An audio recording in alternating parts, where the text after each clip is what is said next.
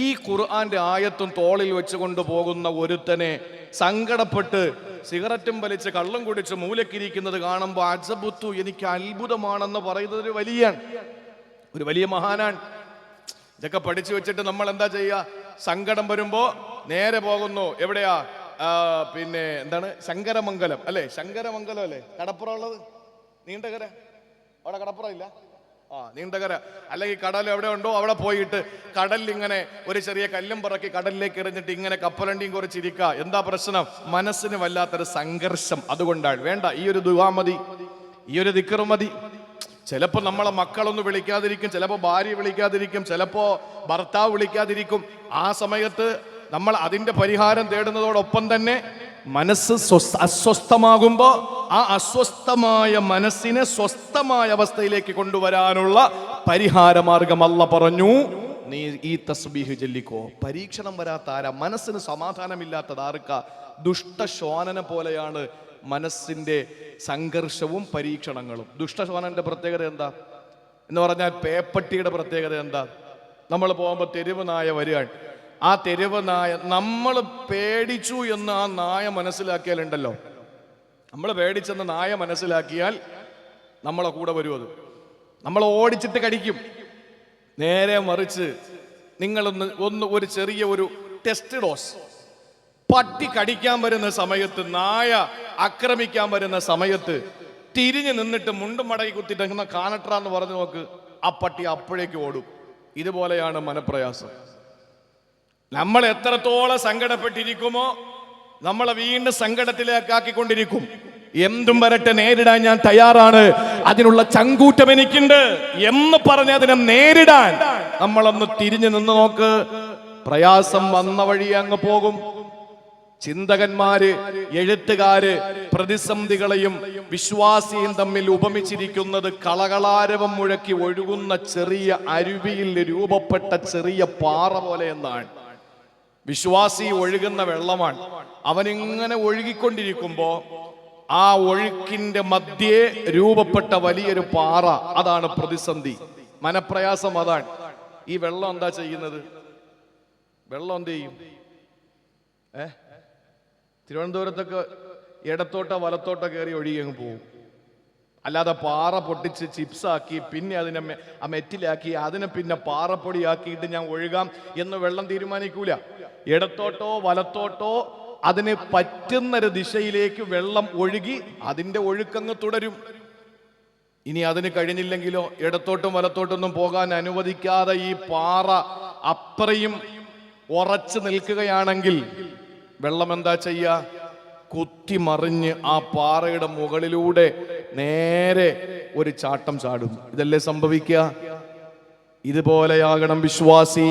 അവന്റെ ജീവിതത്തിൽ പ്രയാസങ്ങൾ വരുമ്പോൾ, പ്രതിസന്ധികൾ വരുമ്പോൾ, അവന് മനപ്രയാസം വരുമ്പോൾ അവന് ചെയ്യേണ്ടത് എന്താണ്? അങ്ങോട്ടും ഇങ്ങോട്ടും മാറിയിട്ട് അവന് സഞ്ചരിക്കണം. അല്ലെങ്കിൽ അതിനെ അവഗണിച്ചുകൊണ്ട് അതിന്റെ മുകളിലൂടെ പോകാൻ അവന് കഴിയണം. അല്ലാതെ ആ പ്രതിസന്ധി തീരട്ടെ, മനപ്രയാസം തീരട്ടെ, ഞാൻ ജീവിക്കാമെന്ന് കരുതിയിട്ട് അടച്ചുമൂടിയ റൂമിനകത്ത് കയറിയിരിക്കലല്ല പെങ്ങള്. അത് ഒരിക്കലും മാറില്ല. ഈ ഭൗതിക ലോകത്തൊരിക്കലും മാറില്ല. മനപ്രയാസം മാറുന്ന ഒരേ ഒരു സ്ഥലമേ ഉള്ളൂ. എവിടെയാണെന്നറിയോ? അത് ചവറയിലെ നിന്റെ വീടല്ല, ചവറയിലെ നിന്റെ മാർക്കറ്റല്ല, ചവറയിലെ നിന്റെ ഹോസ്പിറ്റലല്ല, ചവറയിലെ നിന്റെ ഒരു സ്കൂളല്ല, ചവറയിലെ വിദ്യാഭ്യാസ സ്ഥാപനങ്ങളല്ല, അല്ലെങ്കിൽ നിനക്ക് കൗതുകം പകരുന്നതായ കടലിന്റെ തിരമാലകളെ എണ്ണുന്ന കരയിലല്ല. എവിടെയാണ് മനക്ലേശമില്ലാത്ത, മനപ്രയാസമില്ലാത്ത സ്ഥലമെന്നറിയോ? ഒരേ ഒരു സ്ഥലം മാത്രമേ ഉള്ളൂ. ഏതാ? എന്റെ ചവറയിലെ പ്രിയപ്പെട്ട സഹോദരങ്ങൾക്ക് അറിയുമോ ആ സ്ഥലം ഏതാണ് എന്ന്? അള്ളാഹുവിന്റെ വിശുദ്ധ ഖുർആനിൽ കാണാ, ഒരു മനുഷ്യന് സ്വർഗത്തിലേക്ക് കടന്നുപോയ ആ മനുഷ്യൻ അവിടെ എത്തിയിട്ട് പറയുന്ന വാക്കെന്തെന്നറിയോ? ഖാലൂ വഖാലുൽ ഹംദുലില്ലാഹ്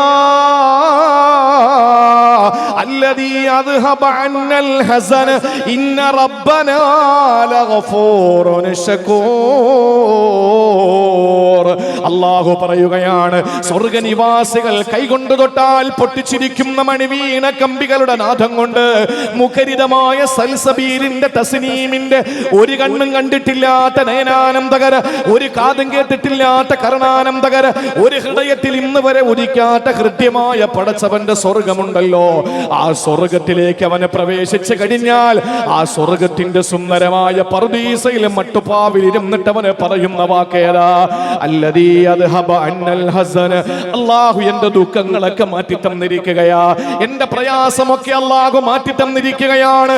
സഹോദരങ്ങളെ, മനസ്സിന് പ്രയാസം മാറുന്ന ഒരേ ഒരു സ്ഥലമേ ഉള്ളൂ, അത് അല്ലാഹു നമുക്ക് തരുന്ന സ്വർഗമാണ്. അല്ലാഹു നമുക്ക് തരുന്ന സ്വർഗമാണ്. ആ സ്വർഗത്തിലെത്തണമെങ്കിൽ മരിക്കണം പ്രിയപ്പെട്ടവരെ. മരിക്കുന്നത് വരെ നമ്മൾ പ്രയാസത്തിൽ തന്നെയാകെ സംശയമില്ല. അതുകൊണ്ടാണ് അല്ലാഹു പറഞ്ഞത്, ഇന്നൽ ഇൻസാന ലഖദ് ഖലഖനൽ ഇൻസാന ഫീ കബദ്. മനുഷ്യനെ പ്രയാസത്തിലാണ് അല്ലാഹു പടച്ചിട്ടുള്ളത്. അല്ലാഹു പടച്ചത് പ്രയാസത്തിലാണ്. മനപ്രയാസം ഉണ്ടാക്കിയെടുക്കല അല്ലാഹു ചെയ്യുന്നത്. ഞാൻ ഒരു ചെറിയ ചിന്തിക്കാൻ വേണ്ടി ഞാൻ ഒരു കാര്യം പറയട്ടെ. ആർക്കാ ദിവ്യ ഗർഭം ഉണ്ടായത്? ആർക്കാ? ഈ പ്രോഗ്രാമിൽ ചോദിക്കുമ്പോൾ എഴുതി വെക്കും, ഇതേപോലെ ഒരു ഷീൽഡ് കൊടുക്കും. ആർക്കാ? വാപ്പയില്ലാതെ ജനിച്ച കുട്ടിയാരാ? ഭർത്താവില്ലാതെ ഗർഭിണിയായതാരാ? ആര്? കാവ്യമാധവന? ആരെന്ന് പറ? ഭർത്താവില്ലാതെ ഗർഭിണിയായ പെണ്ണേതാ? പറഞ്ഞോ? മറിയം. മറിയം ബീവി റളിയല്ലാഹു തആല അൻഹയ്ക്ക് അല്ലാഹു എന്താ ചെയ്തത്? സാധാരണ ചവറയിലെ ഒരു സ്ത്രീയെ പോലെ തന്നെ ഗർഭകാലം ഉണ്ടാക്കി, അല്ലേ? എങ്ങനെ ഗർഭിണിയായത്? ജിബ്രീൽ അലൈഹിസ്സലാമിനെ അയച്ചു. ആ ജിബ്രീൽ അലൈഹിസ്സലാമിന്റെ മാധ്യമത്തിൽ റൂഹൂദിയിട്ട് ഗർഭിണിയായതല്ലേ? ഇത്രയും കഴിവുള്ള പടച്ചോന് ഒരൊറ്റ സെക്കൻഡ് കൊണ്ട് മറിയം ബീവി ഗർഭിണിയായി. അടുത്ത സെക്കൻഡിൽ ഈസാ നബിയെ ജന്മം നൽകി. അടുത്ത നിമിഷം ഈസാ നബി സംസാരിച്ചു. എങ്കിലും ലോകത്ത് മറിയം ബീവി ഇത്രയും വലിയ അപവാദത്തിന്റെ വാക്കുകൾ കേൾക്കേണ്ടി വരുമായിരുന്നോ? പറ. മറിയം ബീവി ഒരു സെക്കൻഡ് കൊണ്ട് ഗർഭിണിയായി. അടുത്ത സെക്കൻഡിൽ പ്രസവിച്ചെങ്കിൽ ഇത്രയും പ്രശ്നം ഉണ്ടാവുമായിരുന്നോ? ആളുകൾ പറയും, വല്ലാത്ത അത്ഭുതം തന്നെ ഇത്. മറിയം വല്ലാത്ത അത്ഭുത പെണ്ണ് തന്നെയാണ്, മറിയം ബീവി വല്ലാത്ത അത്ഭുതം തന്നെയാണ് എന്ന് പറഞ്ഞിട്ട് ആളുകളെ മുഴുവനും സ്തുതി പാടുമായിരുന്നു, ആളുകളെ പിന്നാലെ കൂടുമായിരുന്നു. ഈ മറിയം ബീവി റളിയല്ലാഹു അൻഹയെ എന്തുകൊണ്ടാണ് അല്ലാഹു തആല 9 മാസം 10 ദിവസം അവര് ഗർഭം ധരിച്ച് വേദനയോടെ നൊന്ത് പ്രസവിച്ചു. ആ പ്രസവം നടത്തി. ആ കുഞ്ഞ് പിന്നീട് സംസാരിച്ചു. ഇതൊക്കെ ഉണ്ടാക്കിയത് എന്തിനാണ്? മറിയം ബീവി റളിയല്ലാഹു അൻഹയ്ക്ക് അല്ലാഹു തആല മനപ്രയാസം കൊടുത്തു. അവസാനം അവര് പറഞ്ഞില്ലേ, യാ ലൈതനി മിത്തു ഖബല ഹാദാ വ കുന്തു നസിയം മൻസിയ. പടച്ചോനെ, ഞാൻ പെട്ടെന്നങ്ങ് മരിച്ചു പോയിരുന്നെങ്കിൽ കൊള്ളാമായിരുന്നു. ഇതൊന്നും കേൾക്കുകയും വേണ്ട, ഇതൊന്നും അറിയാൻ വേണ്ട. ആളുകളുടെ ഈ അപവാദ പ്രചരണങ്ങളിൽ നിന്ന് ഞാൻ രക്ഷപ്പെട്ടേനെ എന്ന് മറിയം ബീവിക്ക് പറയേണ്ടി വരുവോളം അല്ലാഹു പ്രയാസം കൊടുത്തു. എന്തിനാ? ലോകത്ത് മനുഷ്യർക്ക് അല്ലാഹു പ്രയാസം കൊടുക്കും. അപ്പൊ നമ്മൾ എന്താ ചെയ്യേണ്ടത്? അല്ലാഹുവിന്റെ മുമ്പിൽ നമ്മൾ പറയേണ്ടത്, ലാ ഇലാഹ ഇല്ലാ അന്ത സുബ്ഹാനക ഇന്നി കുന്തു മിനൽ ളാലിമീൻ. ഇത് തന്നെയാണ് സഹോദരങ്ങളെ നമ്മൾ പറയേണ്ടത്. ഒരിക്കലും നമ്മളല്ലാതെ അല്ലാഹുവിനെ കുറ്റം പറയുകയോ പരിഭവം പറയുകയോ ഒന്നും നമ്മൾ ചെയ്യാൻ പാടില്ല. ഹബീബായ നബി തങ്ങൾ എങ്ങനെയായിരുന്നെന്നറിയോ? അല്ലാഹുവിന്റെ പ്രിയപ്പെട്ട പ്രവാചകനെ ഏത് രീതിയിലാണ് ഒരു പ്രയാസം വരുമ്പോ നേരിട്ടതെന്നറിയോ? അത് തന്നെയാണ് നമുക്ക് മാതൃക. അത് തന്നെയാണ് നമ്മുടെ മുന്നിലുള്ള പരിഹാരം. അത് തന്നെയാണ് പ്രതിസന്ധികൾ വരുമ്പോൾ അല്ലാഹുവിന്റെ റസൂൽ സഹാബത്തിനെ പഠിപ്പിക്കുകയാണ്. സഹാബ, ദഅവത്തു ദിന്നൂനി ഇദാ ഇദ്ദഅ വഹുവ ഫിൽ ബത്നിൽ ഹൂത്ത്. അല്ലാഹുവിന്റെ റസൂൽ പറയുകയാണ്, അല്ലയോ സഹാബത്തെ, ദഅവത്തു ദിന്നൂൻ, യൂനുസ് നബി അലൈഹിസ്സലാമിന്റെ ദുആ ഉണ്ടല്ലോ, പ്രാർത്ഥനയുണ്ടല്ലോ. ഇത് ദഅ, അദ്ദേഹം ദുആ ചെയ്തത് എവിടെ വെച്ചാണെന്നറിയോ? വഹുവ ഫീ ബത്നിൽ ഹൂത്ത്. മഹാനായ യൂനുസ് നബി അലൈഹിസ്സലാം മത്സ്യത്തിന്റെ ഉദര ഉദരത്തിനകത്ത് കിടന്ന് അള്ളാഹുവിനോട് കരങ്ങൾ നീട്ടിയത് അറിയില്ലേ സഹാബ? ആ ദുആ നിങ്ങൾ പഠിച്ചാൽ ആ ദുആ ഫഇന്നഹു ലം യദഅ ബിഹാ, ആരൊരാൾ അതുകൊണ്ട് ദുആ ചെയ്യുന്നുവോ അല്ലാഹുവിന്റെ റസൂൽ പറയുന്നു ഇല്ലാ ഇസ്തജാബല്ലാഹ്, ഇല്ലാ ഇസ്തജാബല്ലാഹ്, അല്ലാഹു തീർച്ചയായും അവന് ഉത്തരം കൊടുക്കുന്നതാ. സഹാബത്ത് ചോദിച്ചല്ലോ നബിയെ, ഈ യൂനുസ് നബി അലൈഹിസ്സലാം 3 ഗർത്തങ്ങളുടെ ഉള്ളറകളിൽ, 3 നിഗൂഢതകളുടെ ഉള്ളറകളിൽ മത്സ്യത്തിന്റെ ഉദരമാകുന്ന ഒരു ഇരുള് അല്ലാഹ് പറഞ്ഞതെന്താണ്? വനാദാ ഫിൽ ളുലുമാ, 3 ഇരുളുകളിൽ കിടന്നുകൊണ്ടാണ് യൂനുസ് നബി വിളിച്ചത്. 1 മത്സ്യത്തിന്റെ ഉദരമാകുന്ന ഇരുള്, 2 കടലിന്റെ അടിത്തട്ടാകുന്ന ഇരുള്, 3 നിശയുടെ നിശബ്ദതയാകുന്ന ഇരുള്.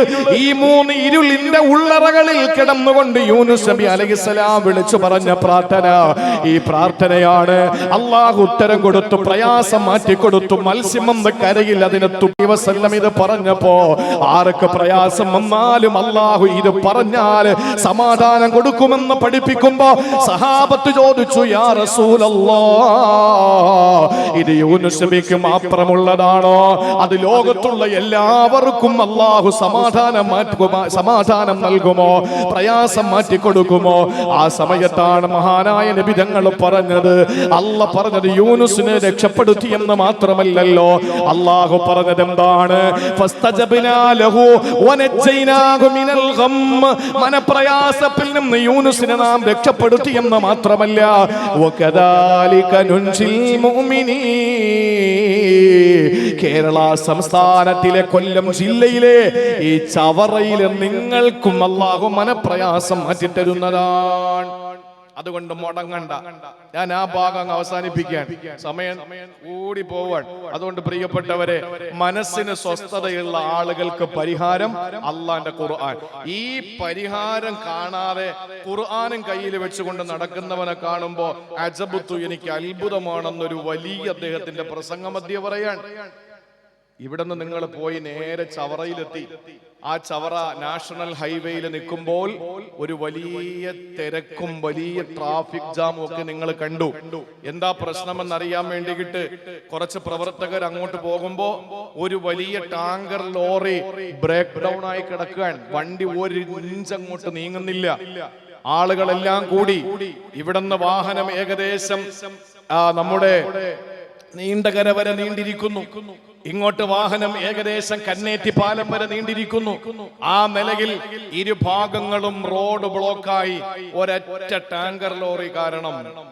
ഡ്രൈവറോട് ചോദിച്ചു, എന്താ പ്രശ്നം, നിങ്ങൾ എങ്ങോട്ടായി പോകുന്നത്? ഞാൻ ഒരു പമ്പിലത്തേക്ക് ഡീസലും കൊണ്ടുപോകുന്ന വഴിയാണ്.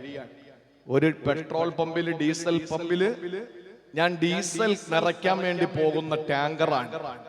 എന്താ പ്രശ്നം? വണ്ടി സ്റ്റോപ്പാകാൻ കാരണം എന്താ? ഈ എണ്ണ തീർന്നു പോയി. ഈ ടാങ്കില് മൊത്തം, ടാങ്കറിൽ നിറച്ച് ഡീസലാണ് എന്ന് പറഞ്ഞിട്ട് കാര്യമുണ്ടോ? ഈ വണ്ടിക്ക് ഓടാൻ പറ്റിയ ഒരു ചെറിയ ടാങ്ക് ഉണ്ട്. അതിനകത്ത് എണ്ണ ഇല്ലെങ്കിൽ 1000 വണ്ടികൾക്ക് അടിക്കാനുള്ള എണ്ണ എന്റെ കയ്യിലുണ്ട് എന്ന് പറഞ്ഞിട്ട് വല്ല കാര്യമുണ്ടോ? വണ്ടി അവിടെ തന്നെ കിടക്കും. ഇത് എന്നാ ഇപ്പൊ മുസ്ലിം ഉമ്മത്ത് അനുഭവിക്കുന്നത്? കയ്യില് ഖുർആൻ, ഇടത്തെ കയ്യില് കൗണ്ടർ, കഴുത്തില് തസ്ബീഹിന്റെ മാല, ഇട്ടിരിക്കുന്നത് നിസ്കാര കുപ്പായം, ഇല്ലേ? വാപ്പ ഹാജിയാര്, മോഹൻ ഹാഫിള്, ഉസ്താദ്, ഭർത്താവ് ഉസ്താദ്, സഹോദരങ്ങളെല്ലാം തങ്ങന്മാര്. ഇങ്ങനെയൊക്കെ ഉള്ള ഒരാളിനെ സംബന്ധിച്ചിടത്തോളം ഇതൊക്കെ ഉണ്ട് എന്ന് പറഞ്ഞിട്ട് വല്ല കാര്യമുണ്ടോ? ജീവിതത്തിൽ വിശുദ്ധ ഖുർആനുമായിട്ട് ബന്ധമില്ലെങ്കിൽ അവന്റെ കയ്യില് ഖുർആനുണ്ട് എന്ന് പറഞ്ഞിട്ട് വല്ല അർത്ഥമുണ്ടോ? അവന്റെ പള്ളി, മുസ്ലിം പള്ളിയിൽ അവന്റെ പേര് രജിസ്റ്റർ ചെയ്തു എന്നതിന്റെ പേരിൽ എന്തെങ്കിലും അർത്ഥമുണ്ടോ? അവന്റെ വാപ്പായെ പള്ളിയിലാണ് അടക്കിയത് എന്ന് പറഞ്ഞിട്ട് കാര്യമുണ്ടോ? അവന്റെ വാപ്പ മരിച്ചപ്പോൾ ആളുകളൊക്കെ ദ്വാരക്കാൻ ഉസ്താദും ജമാഅത്ത് മഹല്ല് ഭാരവാഹികളൊക്കെ വന്നു എന്ന് പറഞ്ഞിട്ട് വല്ല കാര്യമുണ്ടോ? ഉപ്പാപ്പാക്ക് ആന ഉണ്ടെന്ന് പറഞ്ഞിട്ട് യവന്റെ വൃത്തഭാഗത്ത് തഴമ്പുണ്ടാവൂലല്ലോ. അപ്പൊ വേണ്ടത് യവന്റെ വേണ്ട സ്ഥലത്താണ്. അതുകൊണ്ട് പ്രിയപ്പെട്ടവരെ, മാനസികമായ വിഷമങ്ങളും ദുഃഖങ്ങളും അനുഭവിക്കുമ്പോ നമ്മൾ ചെയ്യാനുള്ളത് ഒരൊറ്റ കാര്യം, വിശുദ്ധ ഖുർആനിലേക്ക് മടങ്ങുക. എന്നിട്ട് ആ ദുആ നമ്മൾ ചൊല്ലുക, ലാ ഇലാഹ ഇല്ലാ അൻത സുബ്ഹാനക ഇന്നി കുന്തു മിനൽ ളാലിമീൻ. ആ നിമിഷം അല്ലാഹു നമ്മുടെ പ്രയാസം മാറ്റി തരും. നിക്കട്ടെ. ഇനി രണ്ടേതാ? ഒന്ന് മനസ്സിന്റെ പ്രയാസം, രണ്ടേതാ? രണ്ടാമത്തേത് അവൻ നേരിടുന്ന ഏറ്റവും വലിയ പ്രശ്നം ശാരീരികമായ രോഗങ്ങളാണ്. അസുഖമില്ലാത്ത ആരുണ്ട്? ഞാൻ മെനിങ്ങാന്ന് പ്രസംഗിച്ചത് കണ്ണൂർ ജില്ലയിലാണ്. കണ്ണൂർ ജില്ലയിൽ മാക്കോൽ പീടിക എന്ന് പറയുന്ന ഒരു പ്രദേശത്താണ് ഞാൻ പ്രസംഗത്തിന് പോയത്. പ്രസംഗം കഴിഞ്ഞ് തിരിച്ചു വരുന്ന ദിവസം ഒരു സഹോദരനെ, ഒരു സാധുവായൊരു സഹോദരനെ, അദ്ദേഹം എന്നെ കാണാൻ വേണ്ടി വന്നു. അദ്ദേഹത്തിന്റെ രോഗം, അദ്ദേഹത്തിന് ദഹനശേഷി നഷ്ടപ്പെട്ടു പോകുന്ന, ദഹിക്കാൻ വേണ്ടി കഴിക്കുന്ന ഭക്ഷണം ദഹിപ്പിക്കാൻ വേണ്ടിയിട്ട് മെഡിസിൻ ഉപയോഗിക്കേണ്ടി വരുന്ന ഒരു ദുരവസ്ഥ. ഞാൻ ചോദിച്ചു, എത്ര നാളും മരുന്ന് കഴിക്കേണ്ടി വരും? അദ്ദേഹം പറയുന്നു, ഡോക്ടർ പറഞ്ഞു കണ്ടിന്യൂ മരുന്ന് കഴിക്കണം. എന്തെങ്കിലും കഴിച്ചാൽ ആ ഭക്ഷണം ഒന്ന് ദഹിപ്പിക്കാൻ വേണ്ടിയിട്ട് മരുന്ന് കൂടി കഴിക്കേണ്ടി വരുന്നൊരവസ്ഥ. അദ്ദേഹം പറയാണ്, ഉസ്താദെ 1500, 2000, 1000 ഈ കണക്കിന് ഞാൻ ഓട്ടോ ഓടിയിട്ട് ഞാൻ കഷ്ടപ്പെട്ട് ഓടും. എന്നിട്ട് എൻ്റെ മക്കൾക്ക്, എൻ്റെ ഭാര്യയ്ക്ക് എൻ്റെ സന്തോഷമായിരുന്നു എൻ്റെ ജീവിതം. പക്ഷെ ഇപ്പോൾ ഒരു മാസം എനിക്ക് നല്ല എമൗണ്ട് 10,000, 15,000 രൂപ എനിക്ക് ചികിത്സയ്ക്ക് മരുന്നിന് വേണ്ടി വരുന്നു പ്രതിമാസം. ആ മരുന്ന് കണ്ടെത്താൻ ഞാൻ കഷ്ടപ്പെടുകയാണ്. അങ്ങനെയൊക്കെ പ്രയാസങ്ങൾ അനുഭവിക്കുന്ന സഹോദരങ്ങൾ നമ്മുടെ മുമ്പിലുണ്ട്. 1000-ൽ ഒരാൾക്കുണ്ടാകുന്ന അസുഖം. അമ്മക്കൊക്കെ എന്താ അസുഖം ഉള്ളത്? അമ്മക്കുള്ള അസുഖം ഷുഗർ. എല്ലാവരും അടിച്ച് കയറ്റിയിട്ട് ഷുഗർ പിടിച്ചിരിക്കുക അല്ലേ? പാവപ്പെട്ടവന് ആളുകൾക്ക് ഡോക്ടറെ കാണാൻ വേണ്ടി പോകുന്ന പണക്കാരനോട് ഡോക്ടർ പറയുന്നത് എന്താ? ഒന്നും കഴിക്കരുത്. രാവിലെ ഒരു ചപ്പാത്തി, ഉച്ചയ്ക്ക് ഒരു പിടി ചോറ്, അത്ര നിർബന്ധമാണെങ്കിൽ കഴിച്ചോ. രാത്രി ഒന്നും കഴിക്കരുത്, ഒരു വെള്ളരിക്ക മാത്രം കഴിച്ചോളാനാ പറയുന്നത് ഉള്ളവന്റെ അടുത്ത്. ഇല്ലാത്തവൻ ആശുപത്രിയിൽ പോയ ഡോക്ടർ പറയുന്നത് എന്താ? രാവിലെ ഒരു ഗ്ലാസ് പാല്, 3 നേന്ത്രപ്പഴം. ഉച്ചക്ക് വയറ് നിറച്ച് ചോറ് തിന്നണം, പറ്റുമെങ്കിൽ ഒരു ഗ്ലാസ് ഓട്സ് കൂടെ കുടിച്ചോ. രാത്രി നന്നായിട്ട് നല്ല ഭക്ഷണം കഴിക്കണം. ഇത് ആരോടാ പറയുന്നത്? എലിവശം വാങ്ങിച്ച് തിന്നാൻ ഗതിയില്ലാത്തവരോട് ഡോക്ടർ പറയുന്നത് ഇഷ്ടം പോലെ കഴിക്കണമെന്ന്. ഉള്ളവനോട് പറയുന്നത് എന്താ? ഒരൊറ്റ സാധനം കഴിക്കാൻ പാടില്ല എന്ന്. തിരുവനന്തപുരത്ത് നിങ്ങൾ വാ, മ്യൂസിയത്തിന്റെ ആ ഗ്രൗണ്ടിൽ ഓടുന്ന ചില ആളുകളെ നിങ്ങൾക്ക് കാണാം. അവിടെ ഓടുന്ന എല്ലാ ആളുകളും വയറ് കുറയ്ക്കാൻ വേണ്ടി ഓടുകയാണ്. അതേസമയം അവിടെ നിന്ന് 2 കിലോമീറ്റർ മാറിയ ചാല കമ്പോളം, അവിടെ കുറെ ആളുകൾ ഓടുന്ന കാണാം. അത് വയറ് നിറയ്ക്കാൻ വേണ്ടിയിട്ടാണ്. ഇപ്പുറത്ത് വയറ് കുറയ്ക്കാനും അപ്പുറത്ത് വയറ് നിറയ്ക്കാനും വേണ്ടി ആളുകൾ ഓടിക്കൊണ്ടിരിക്കുന്ന ലോകത്ത് ശാരീരികമായി നമ്മൾ ഇന്ന് അനുഭവിക്കുന്ന അസുഖങ്ങളൊക്കെയും നമ്മളുടെ അമിതമായ ഭക്ഷണം, അമിതമായ നമ്മുടെ മറ്റുപയോഗങ്ങളുടെ പേരിൽ നമുക്കുണ്ടായ അസുഖങ്ങളാണ്. പക്ഷേ ഗതികേട് കൊണ്ട്, അല്ലെങ്കിൽ ഗത്യന്തരമില്ലാതെ ആയിരക്കണക്കിന് ആളുകൾ, 1,00,000 പേരിൽ ഒരാൾക്ക് വരുന്ന അസുഖം. ഞാൻ ഇപ്പോഴും ഓർക്കുന്നത്, കൊല്ലങ്ങൾക്ക് മുമ്പ് ഒരു വേദിയിൽ ഞാൻ പ്രസംഗത്തിന് കയറാൻ പോകുന്നതിന് മുമ്പ് ഭക്ഷണം കഴിക്കാൻ പോയ വീട്ടിൽ ഒരു മതപണ്ഡിതൻ, അദ്ദേഹം വന്നിട്ട് പറഞ്ഞു, ഉസ്താദേ, എന്റെ മകന് വേണ്ടി എല്ലാ സദസ്സിലും നിങ്ങൾ ദുആ ചെയ്യണം. ആ മകന് അള്ളാഹു കൊടുത്ത രോഗം എന്താണെന്നറിയോ? എന്ത് രോഗമാ? ശരീരത്തിൽ ചൊറിച്ചില്. നമ്മൾ പറയും അത്രേ ഉള്ളോ, അതിപ്പോ അങ്ങോട്ട് മാന്തിയാ പോരെ, ചൊറിഞ്ഞാ പോരെ, വിഷയം തീരൂലേ? അദ്ദേഹം പറയുന്നു, രാത്രി ഞാനും എന്റെ ഭാര്യയും അലാം വെച്ചിട്ട് ടൈം ഷിഫ്റ്റ് ചെയ്തിട്ട് ടൈം ടേബിൾ വെച്ചിട്ടാ ഞങ്ങൾ ഈ ഉണർന്നിരുന്നിട്ട് മോനിങ്ങനെ ചൊറിഞ്ഞു കൊടുക്കുന്നത്.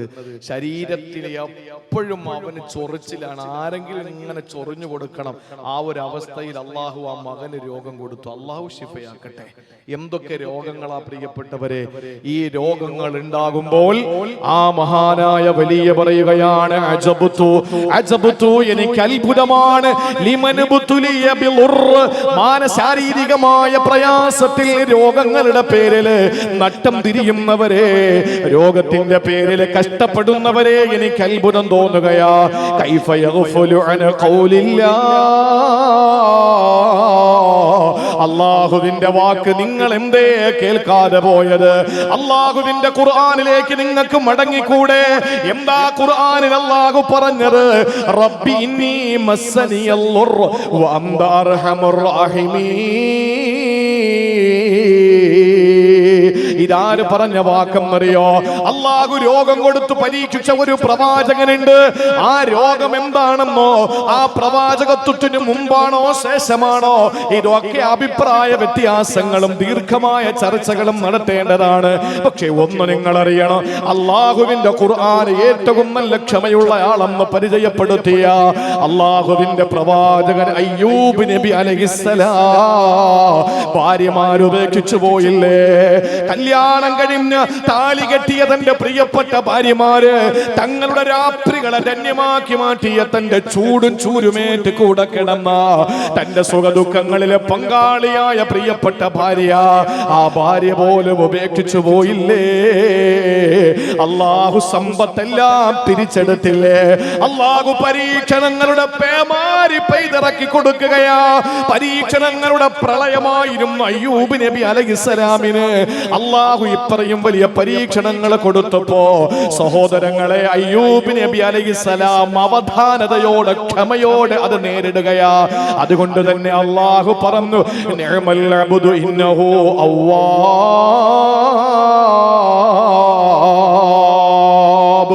ഏറ്റവും കൂടുതൽ ക്ഷമയുള്ള മനുഷ്യനാണ് അയ്യൂബ് നബി അലൈഹിസ്സലാം. അയ്യൂബ് നബി അലൈഹിസ്സലാം ക്ഷമയുള്ള ആളാണ്. ലോകത്തെ ഏറ്റവും വലിയ ക്ഷമയുള്ള ശാരീരികമായ ദുർബലതകളിൽ അള്ളാഹുവിന്റെ പ്രവാചകൻ അയ്യൂബ് നബിയോളം ക്ഷമയുള്ള വേറെ ആരുമില്ല. രോഗകഠിനമായ സമയത്ത് അയ്യൂബ് നബി അലൈഹിസ്സലാം പറഞ്ഞ വാക്കെന്തെന്നറിയോ? റബ്ബി ഇന്നി മസ്സനിയൽ ളുർ വ അൻത അർഹമുർ റഹീമീൻ. അല്ലാഹുവേ, എന്റെ രക്ഷകനായ അല്ലാ, റബ്ബി എന്റെ രക്ഷകനായ അല്ലാ, ഇന്നി മസ്സനിയൽ ളുർ, എനിക്കിതാ ശാരീരികമായ രോഗങ്ങൾ എന്നെ പിടികൂടിയിരിക്കുകയാ. എന്റെ ശരീരം ഇങ്ങനെ തളർന്നു പോയിരിക്കുകയാ. രോഗം പിടികൂടിയിട്ട് എന്റെ ശരീരത്തെ കാർന്ന് തിന്നുകയാണ് തമ്പുരാനെ. അല്ലാഹുവേ, നീ എനിക്ക് മാത്രം എന്തിന് അസുഖം തന്നു? ചോദ്യം അയ്യൂബ് നബി അങ്ങനെ ചോദിച്ചില്ല. എന്റെ രോഗം എന്തേ നീ മാറ്റാത്തത്? ആ ഒരു ചോദ്യം അയ്യൂബ് നബിയുടെ ചോദ്യമല്ല. അല്ലാഹുവേ, എന്നെ എന്തിനാണ് ഇങ്ങനെ പരീക്ഷിക്കുന്നത്? അയ്യൂബ് നബിക്ക് അങ്ങനെ ഒരു ചോദ്യമില്ല. അയ്യൂബ് നബി അലൈഹിസ്സലാം നമുക്ക് മാതൃകയാണ്. അല്ലാഹു പരീക്ഷണങ്ങൾ കൊടുത്തപ്പോ, ശാരീരികമായ രോഗങ്ങൾ വേട്ടയാടിയപ്പോ അയ്യൂബ് നബി അലൈഹിസ്സലാം പറഞ്ഞ വാക്കെന്തെന്നറിയോ? പരിഭവമില്ല, പരാതിയില്ല. അയ്യൂബ് നബി പറയുകയാണ്, ഇന്നി മസ്സനിയൽ ളുർ, പടച്ചവനെ പരീക്ഷണങ്ങൾ എനിക്ക് തന്നല്ലോ. അല്ലാഹുവേ, എന്നെ ഇതാ ശരീരത്തിന് രോഗം കാർന്ന് തിന്നുകൊണ്ടിരിക്കുകയാ. പക്ഷെ അല്ലാഹു അൻത അർഹമുർ റഹീമീൻ, പടച്ചവനെ നീ കരുണാമയനാണ് അല്ലാ, കാരുണ്യവാനാണ് അല്ലാ, നീ റഹ്മാനാണ് അല്ലാ, നീ റഹീമാണ് അല്ലാ, നീ ഏറ്റവും വലിയ കരുണ കാണിക്കുന്നവനാണ് റബ്ബേ. ഒരു പരാതിയും എനിക്കില്ല തമ്പുരാനെ. എനിക്കെന്തിന് രോഗം തന്നു എന്ന ചോദ്യം എനിക്കില്ല പടച്ചവനെ. എനിക്ക് രോഗം വന്നു, പക്ഷെ എനിക്കൊന്നറിയാം, നീ കരുണയുള്ളവനാണ്, അർഹമുർ റഹീമീനാണ്, ഏറ്റവും വലിയ കാരുണ്യമുള്ളവനാണ്. ഇത് മഹാനായ അയ്യൂബ് നബി അലൈഹിസ്സലാം പറഞ്ഞു. എന്നിട്ട് അല്ലാഹു പറഞ്ഞ വാക്കെന്താ? ഈ വലിയ പറയുന്നു, ശാരീരികമായ രോഗം പിടികൂടുന്ന സമയത്ത് പലരും ക്യാൻസർ എന്ന മാരക രോഗം പിടിപെട്ടപ്പോ ആ രോഗത്തിന്റെ കാഠിന്യതയിൽ അവസാനം പറഞ്ഞു പോയിട്ടുണ്ട്, ഒന്നും മരിച്ചെങ്കിൽ തമ്പുരാനെ, മരിച്ചെങ്കിൽ തമ്പുരാനെ. പച്ച ശരീരത്തിലെ ഒരു മുറിവില് പച്ചമുളക് അരച്ച് തേക്കുന്ന വേദന ാണെന്നൊരു ക്യാൻസർ രോഗി ഒരിക്കൽ എന്നോട് പറഞ്ഞു. ചോദിക്കപ്പെട്ടപ്പോൾ ആ മനുഷ്യന്റെ മറുപടി പറയാൻ പറ്റാത്ത നീറ്റലാണ്, വേദനയാണ്. ക്യാൻസർ രോഗം പിടിപെട്ടപ്പോൾ അവസാന ഈമാനുള്ള മനുഷ്യനാണ് പറഞ്ഞത്, ഒന്നും മരിച്ചെങ്കിലെന്ന് ഈമാനുള്ളത് കൊണ്ടാണ് ഉസ്താദേ, ഞാൻ ഇല്ലെങ്കിലും മരിച്ചു കളഞ്ഞേനെ എന്ന് ഉറക്കെ പറയേണ്ടി വന്നത് എന്തുകൊണ്ടാ? ആ മനുഷ്യന് ഈമാനുള്ളത് കൊണ്ട് മരിക്കാതിരിക്കുന്നതാ. എന്തേ ഇങ്ങനെ ഒരു വാക്ക് നമ്മുടെ ഭാഗത്ത് നിന്ന് വരേണ്ട കാര്യമില്ല. അയ്യൂബ് നബിക്ക് പിടിപെട്ട രോഗങ്ങൾ, കഠിനമായ രോഗങ്ങൾ എത്രയോ പേജുകളാണ് മുഫസ്സിരീങ്ങൾ മാറ്റിവെച്ചത് വിവരിക്കാൻ. അതിലേക്കൊന്നും നമ്മൾ പോകേണ്ട കാര്യമില്ല. ആ സമയത്തും പരിഭവങ്ങളും പരാതിയുമില്ലാതെ അയ്യൂബ് നബി പറഞ്ഞത് ഇന്നീ മസ്സനിയല്ലുർ, റബ്ബേ എനിക്കറിയാം എന്റെ ശരീരം രോഗം കാർന്ന് തിന്നുകയാ, പക്ഷെ വഅന്ത അർഹമുർ റാഹിമീൻ, നീ കരുണയുള്ളവനാണ് തമ്പുരാനേ.